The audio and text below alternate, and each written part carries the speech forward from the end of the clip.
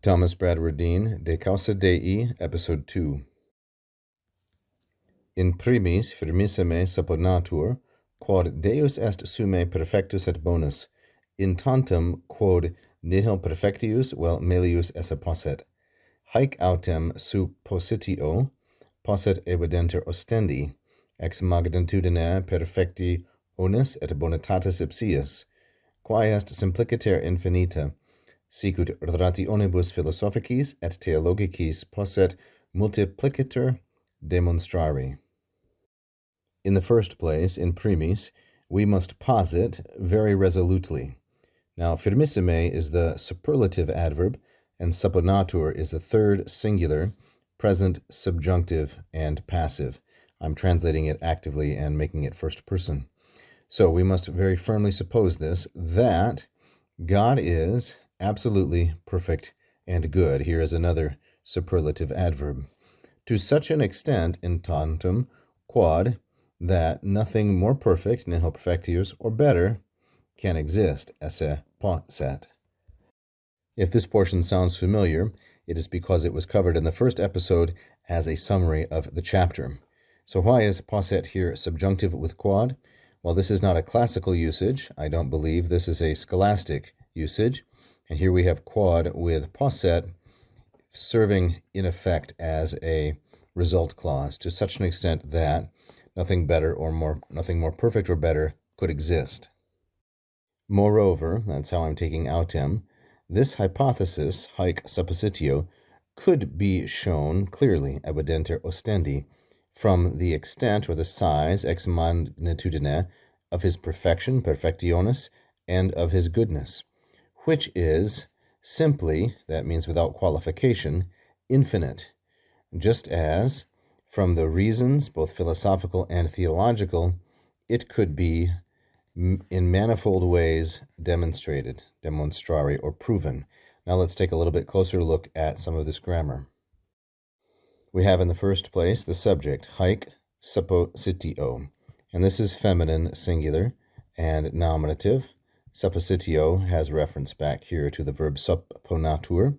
We have posset here as a third singular, imperfect, subjunctive, active from the verb posse, of course, and I'm taking this as what would be called a potential subjunctive. Moreover, this supposition could be manifestly or evidently shown. Ostendi is a present infinitive, and it's passive voice.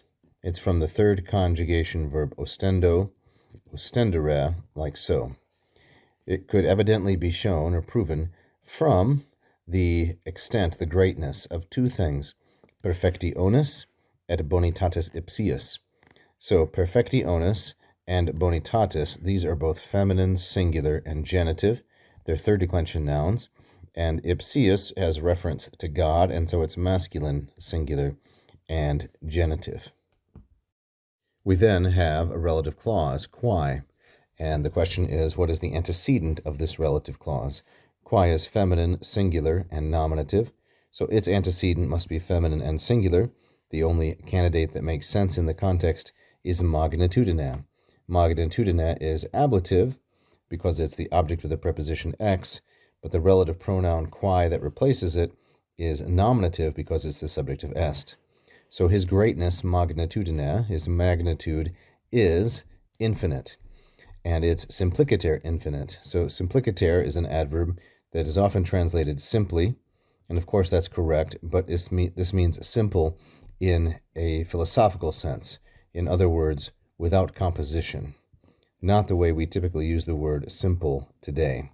So, which is simply infinite. Just as, sicut, it could be, posset, another potential subjunctive, it could be demonstrari, proven, shown, demonstrated. This also is a present infinitive passive, but this time from a first conjugation verb, namely demonstro, demonstrare. It could be shown in manifold ways, multiplicator.